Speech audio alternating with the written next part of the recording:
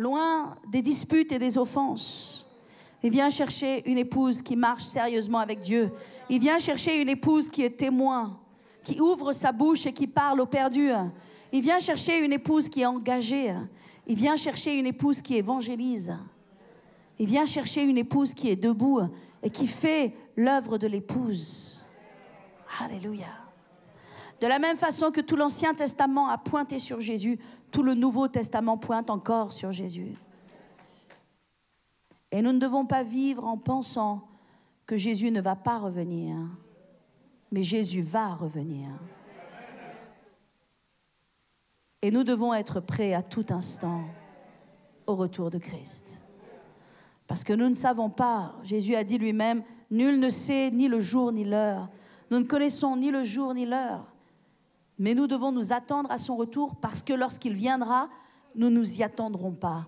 Ce qui veut dire que si aujourd'hui tu ne t'attends pas au retour de Jésus, c'est justement maintenant qu'il peut revenir. Mais une chose est sûre, nous devons être trouvés dans son avènement. De la même façon que Jésus a dit qu'il viendrait et que tout l'Ancien Testament a pointé sur sa venue extraordinaire et que nous avons célébré ensemble à Noël, de la même façon, tout le Nouveau Testament pointe sur le fait qu'il va revenir. Il va revenir. Il est venu comme un agneau, il reviendra comme un lion. Il est venu dans la douceur, il reviendra dans la puissance et dans la fermeté. Il viendra et il jugera les nations.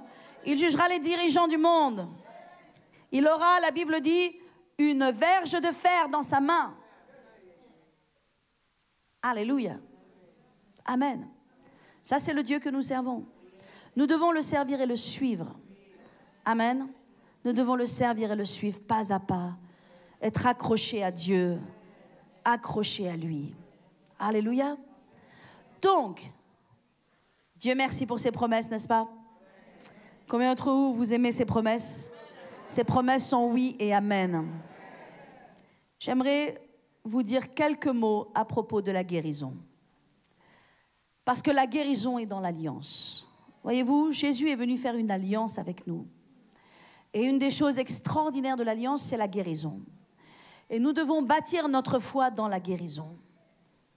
Jésus, il est dit à propos de Jésus, dans quelques versets que j'ai là, dans Matthieu 9, 35, Luc 6, 19 et Marc 3, 10, il est écrit que Jésus, partout où il allait, il faisait le bien et il guérissait tous ceux qui étaient sous l'emprise du diable.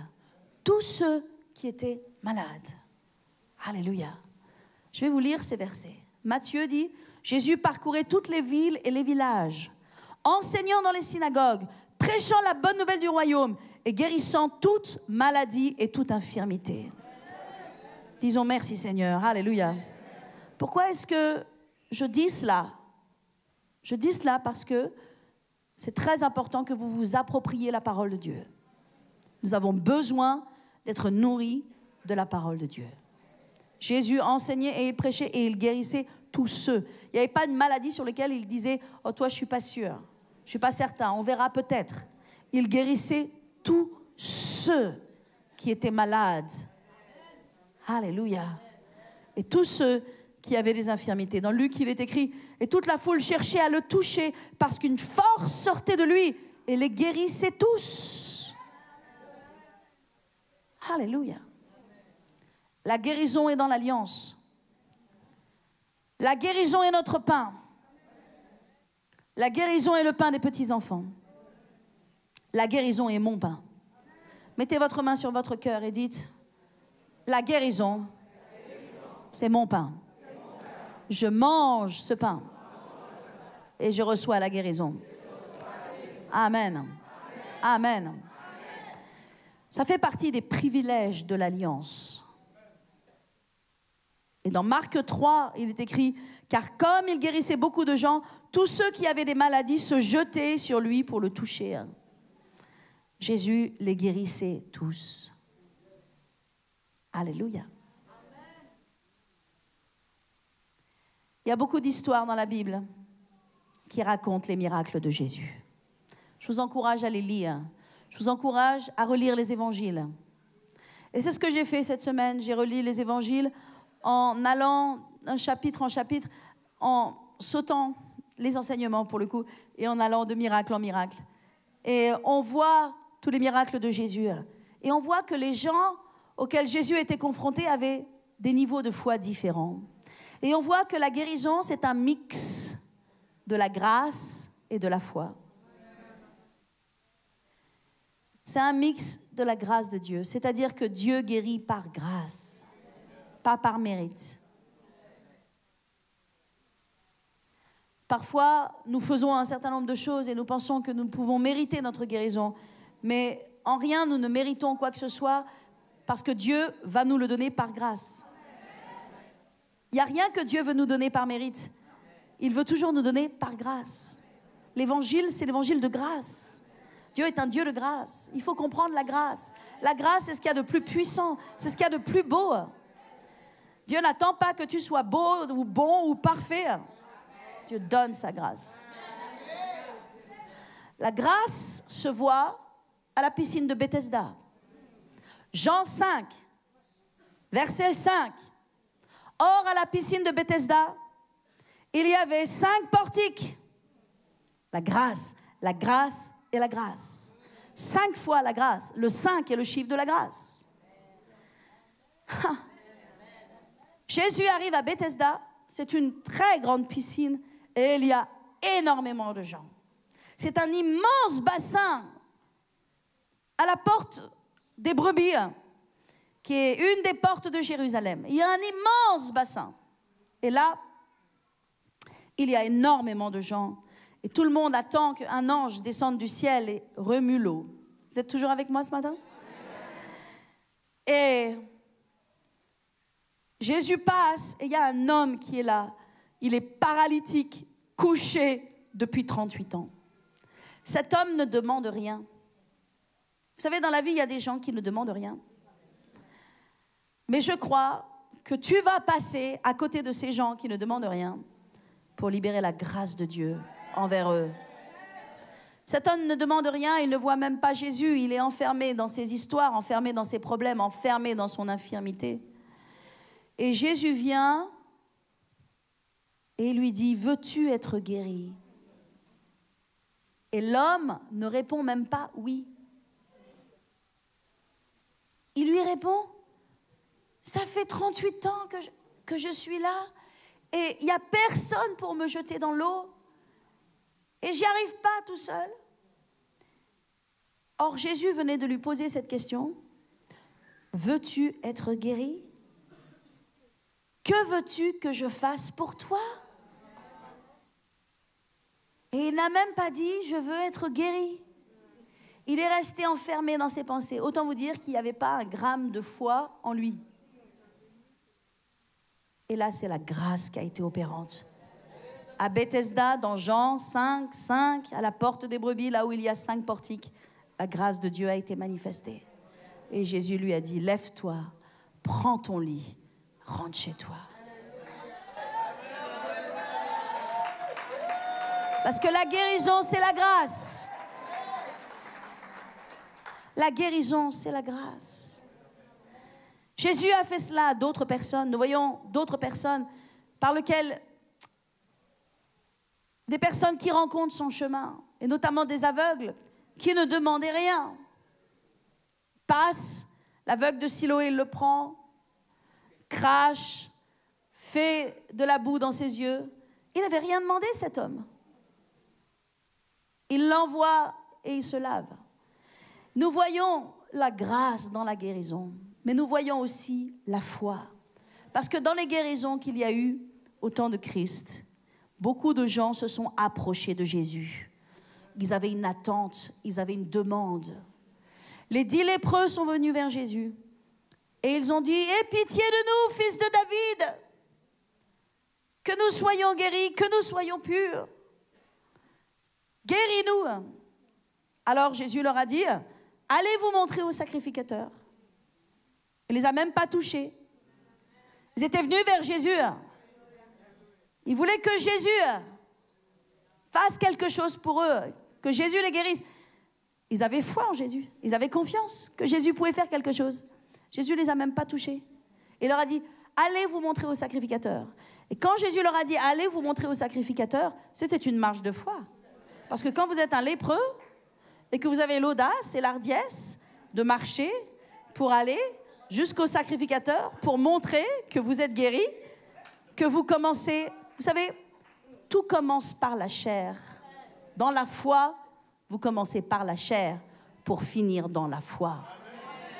Il y a des jours où vous n'avez pas envie de louer. Votre cœur n'est pas à la fête. Il y a des tristesses, des nouvelles. Okay? La louange, c'est quelque chose qui commence par la chair. Tu commences à bouger tes pieds. Tu commences à taper dans tes mains. Tu commences à agir dans ta chair. Et dans ta chair, la foi vient et se manifeste. Et quand la foi se lève en toi, la puissance de Dieu se lève en toi. C'est pourquoi si tu es malade, danse. Si tu es malade, réjouis-toi dans le Dieu de ton salut. Si tu as des mauvaises nouvelles, célèbre ton Dieu. Loue ton Dieu. N'attends pas de ressentir quoi que ce soit. Parce que tu ne ressentiras jamais quoi que ce soit aussi longtemps que tu demeures dans la chair. Il faut que tu passes du stade de la chair au stade de l'esprit. Et ça commence par commencer dans la chair. Alléluia. Où tu jettes tes chaussures et tu commences à danser pour ton Dieu. Tu ne sens rien au départ, mais d'un seul coup, tu montes dans le niveau de la foi et la puissance de Dieu vient sur toi. Et là, tu commences à prier, tu commences à louer, tu commences à déclarer. Et tes montagnes sont ôtées dans le nom de Jésus. Commence dans la chair, finis dans la foi. C'est comme ça qu'on active l'esprit en nous. Mais si nous devons toujours suivre seulement ce que nous pensons, ce que nous ressentons, nos sentiments et nos émotions, c'est une vie sans l'esprit.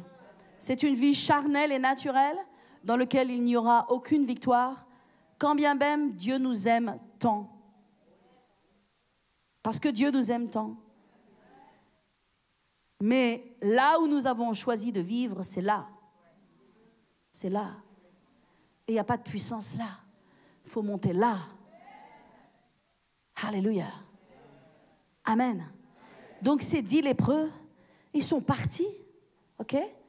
Et je crois, vraiment, il y avait 10 lépreux, et vous connaissez l'histoire, il n'y en a qu'un qui est revenu vers Jésus. Je pense que les 10, quand ils se sont vus purifiés, les 9, quand ils se sont vus purifiés, ils n'ont même pas voulu retourner. Ils voulaient tellement déclarer la guérison sur leur vie. Ils ne voulaient pas la perdre, cette guérison.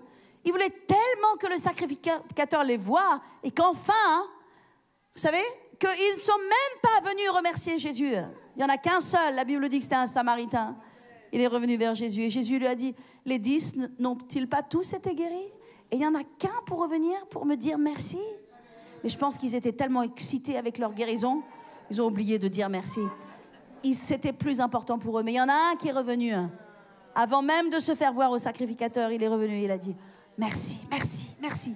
Et après, il a couru vers le sacrificateur. Alléluia. Amen. Amen. Des gens qui avaient de la foi de différentes façons. Alléluia.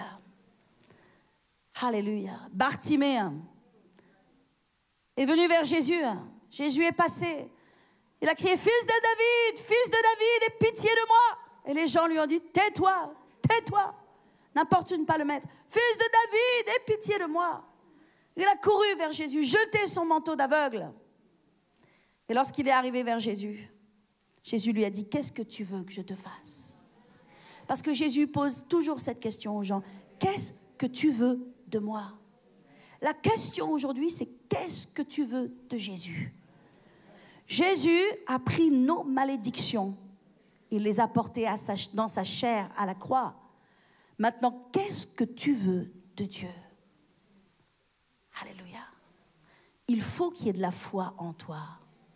Si quelqu'un a la foi comme un grain de sénévé, qui est la plus petite des semences, il dira à une montagne immuable, une montagne Qu'est-ce qu'un grain de sénévé par rapport à une montagne? Cependant, le grain de sénévé, qui est le grain de la foi, a la puissance de déloger cette montagne.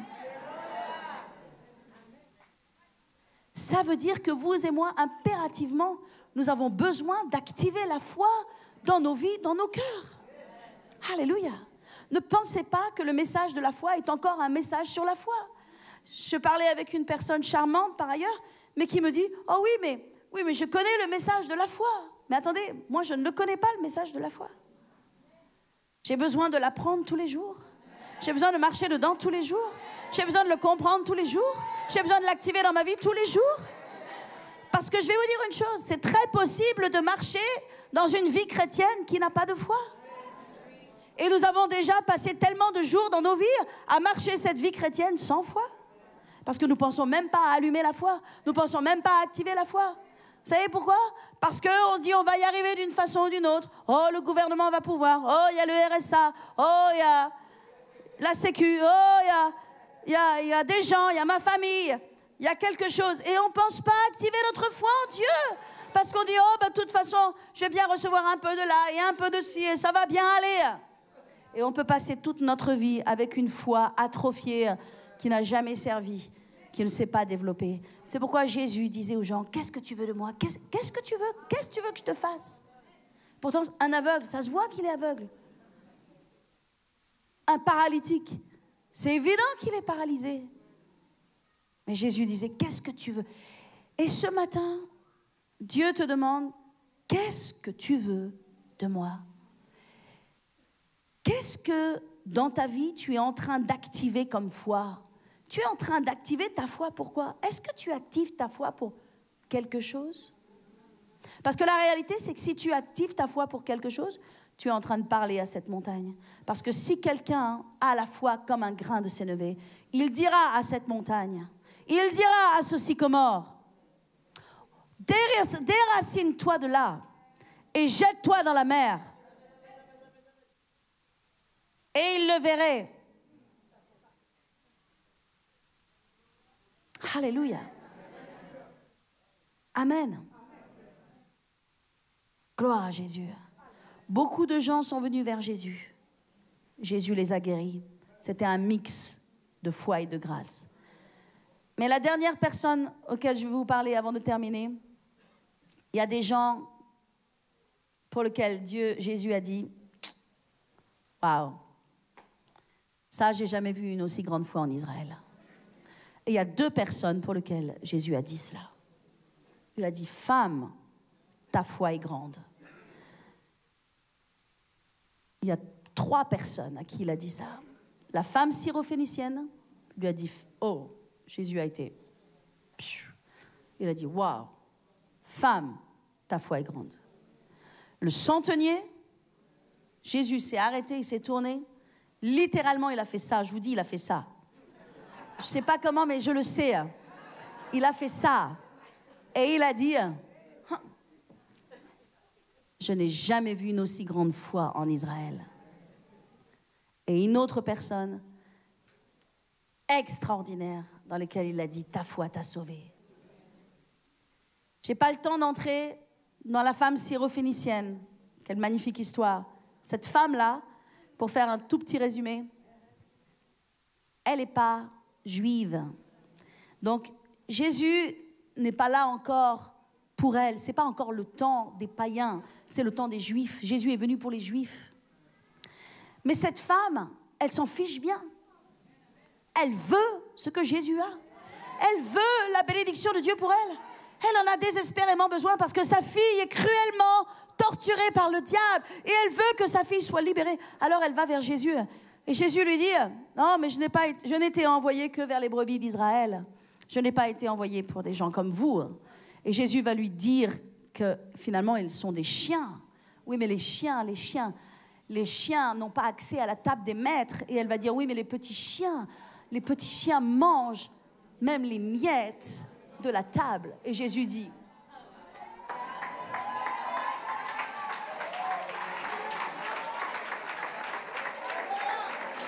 cette femme, elle a poussé jusqu'à voir son miracle. Elle était déterminée. Mais Dieu veut voir en toi un esprit de détermination. Alléluia. Dieu veut voir en toi un esprit de détermination. Elle a poussé vers son miracle. Elle a surmonté l'offense. Surmonté l'offense d'être appelée un chien, un petit chien. Elle a tout surmonté. Et Jésus a dit, oh, comment est-ce que je peux refuser cela? Et il lui a dit, va, rentre chez toi, ta fille est guérie. Et à l'instant même, sa fille était guérie. Wow. La deuxième personne, c'est le centenier. On peut regarder dans l'Écriture. Le centenier qui se trouve dans Matthieu 8, verset 10. Est-ce que ça va ce matin? Matthieu 8, verset 10. On va prendre un petit peu plus haut. Verset 5.